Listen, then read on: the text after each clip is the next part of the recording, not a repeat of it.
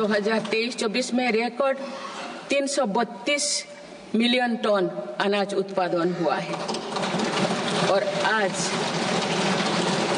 आज भारत विश्व का सबसे बड़ा दूध, दाल और मसालों का उत्पादक है। सरकार ने खरीफ और रबी फसलों के एमएसपी में निरंतर बढ़ोतरी की है। पिछले 10 दशक में धान, गेहूं, दलहन, तिलहन और मोटे अनाज की खरीद पर 3 गुना ज्यादा राशि खर्च की गई है। पिछले 6 महीने में फसलों की जलवायु अनुकूल, बायो फोर्टिफाइड और अच्छी उपज देने वाले 109 उन्नत प्रजातियां किसानों को सौंपी गई है। देश में कृषि इंफ्रास्ट्रक्चर को सुदृढ़ करने के लिए सरकार ने कृषि इंफ्रास्ट्रक्चर फंड योजना के दायरे का विस्तार किया है। इससे ग्रामीण क्षेत्र में रोजगार को और बढ़ावा मिलेगा। देश में तिलहन उत्पादन को बढ़ावा देने और खाद्य तेलों में आत्मनिर्भरता प्राप्त करने के उद्देश्य से national mission on oil seeds को स्वीकृति दी गई है। प्राकृतिक खेती को बढ़ावा देने के लिए भी राष्ट्रीय मिशन चलाया जा रहा है। इस वर्ष की शुरुआत में ही किसानों को सस्ती दरों में डीएपी की उपलब्धता सुनिश्चित करने के लिए विशेष पैकेज की अवधि की बढ़ाया गया है। मत्स्य पालन को बढ़ावा देने के लिए 11 एकीकृत एक्वा पार्क की स्थापना की गई है। माननीय सदस्यगण, कुछ सप्ताह पूर्व ही भारत मौसम विज्ञान विभाग के 150 साल पूरी हुई है। वेदर रेडी और क्लाइमेट स्मार्ट भारत के लिए मेरी सरकार ने 2000 करोड़ रुपए की लागत से मिशन मौसम प्रारंभ किया है, जिसका लाभ हमारे किसानों को भी मिलेगा। बाबा साहेब अम्बेडकर के विजन पर चलते हुए देश के सूखाग्रस्त इलाकों में सिंचाई और पीने के पानी उपलब्ध कराने के लिए मेरी सरकार ने 2 ऐतिहासिक रिवर इंटरलिंकिंग परियोजनाओं पर काम आगे बढ़ाया है। 44,000 करोड़ रुपये से अधिक लागत की इन बेतवा लिंक परियोजना में मध्य प्रदेश और उत्तर प्रदेश के लाखों ग्रामीणों भाई बहन का लाभ मिलेगा।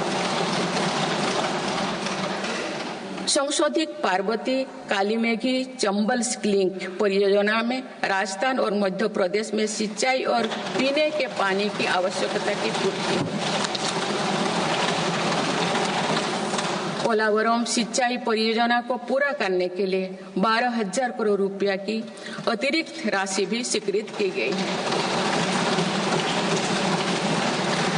माननीय सदस्यगण, हमारे 8 लाख सहकारी संस्थाएं एवं उनके 19 करोड़ हितधारक सदस्य ग्रामीण भारत के करीब 90% क्षेत्र का प्रतिनिधित्व करते हैं।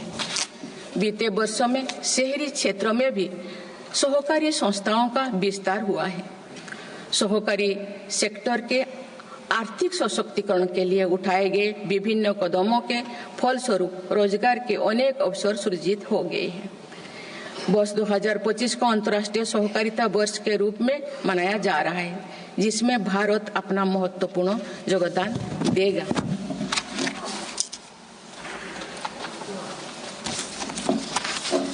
माननीय सदस्यगण, हम जब राष्ट्र के विकास और उपलब्धियों की चर्चा करते हैं तो वास्तव में हम राष्ट्र के नागरिकों की क्षमता एवं उपलब्धियों का ही उल्लेख कर रहे होते हैं। आज देश के विकास में सबका साथ है, इसीलिए हम देश के सही सामर्थ्यों का अनुभव कर पा रहे हैं। मेरी सरकार के प्रयासों का सबसे अधिक लाभ देश के दलित, वंचित और आदिवासी समाज को मिल रहा है।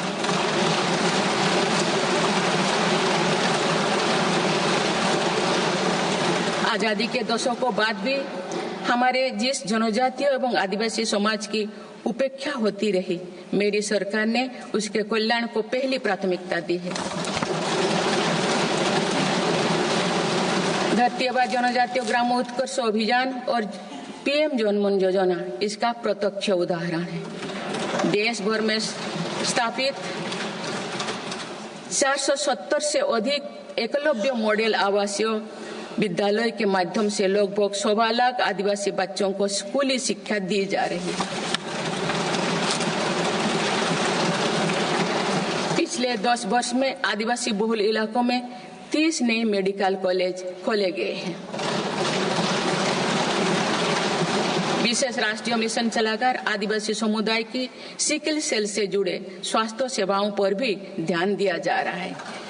इस मिशन के अंतर्गत लगभग 5 करोड़ व्यक्तियों की स्क्रीनिंग की जा चुकी है।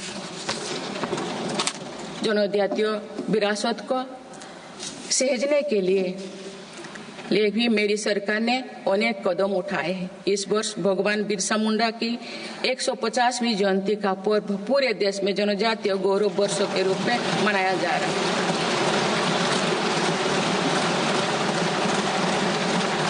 माननीय सदस्यगण, विकसित भारत की एक महत्वपूर्ण कसौटी देश का संतुलित विकास है। किसी क्षेत्रों में ये भावना नहीं होनी चाहिए कि वे विकास में पीछे छूट गए हैं। मेरी सरकार ने नॉर्थ ईस्ट के लोगों की इन्हीं भावनाओं को समझा, उनके दिल से दूरियों का भाव समाप्त किया।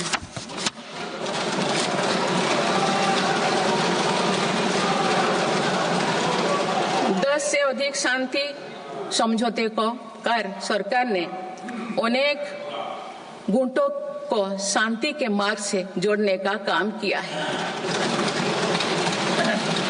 पूरा देश नॉर्थ ईस्ट के 8 राज्यों की संभावनाओं को देख सके, इस दिशा में पहले अष्टलोक महोत्सव का आयोजन किया गया है।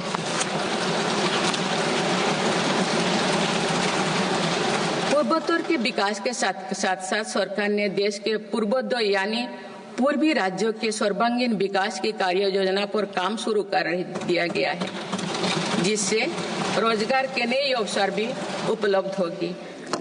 अंडमान निकोबार एवं लक्षद्वीप में विकास की कई परियोजनाएं प्रारंभ कर उन्हें राष्ट्र की विकास यात्रा में महत्वपूर्ण स्थान दिया गया है। अनुच्छेद 370 हटाने के बाद जम्मू कश्मीर में विकास का एक नया वातावरण बना है।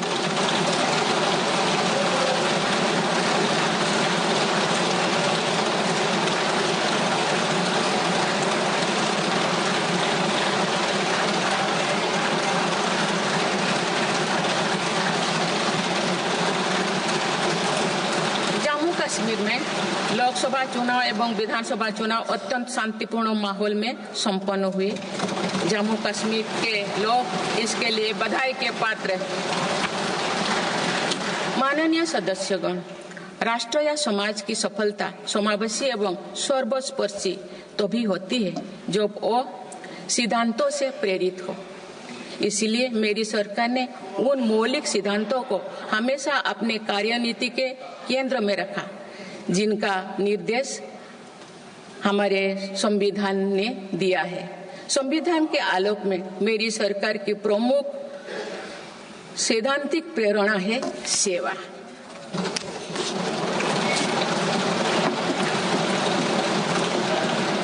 मेरी सरकार मानती है कि 140 करोड़ देशवासियों की सेवा ही सरकार का प्रमुख कर्तव्य है। इस दिशा में सरकार पूरी संवेदनशीलता से काम कर रही है।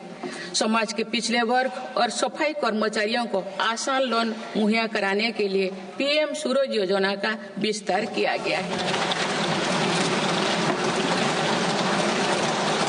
सरकारी योजनाओं का लाभ दिव्यांगजनों तक पहुंचाने के लिए 1 करोड़ से अधिक दिव्यांग पहचान पत्र जारी किए गए हैं। स्वच्छता सैनिकों के लिए चलाई जा रही नमस्ते योजना का विस्तार कर अब स्वच्छता का बीड़ा उठाने वाले भाई बहनों को भी इसमें शामिल किया गया है। विकसित भारत की यात्रा में कोई भी छूटने ना पाए, इस ध्येय के अनुरूप मेरी सरकार सैचुरेशन अप्रोच के साथ काम कर रही है। माननीय सदस्यगण, बीता दशक भारत की सांस्कृतिक चेतना के पुनः जागरण का दशक रहा है।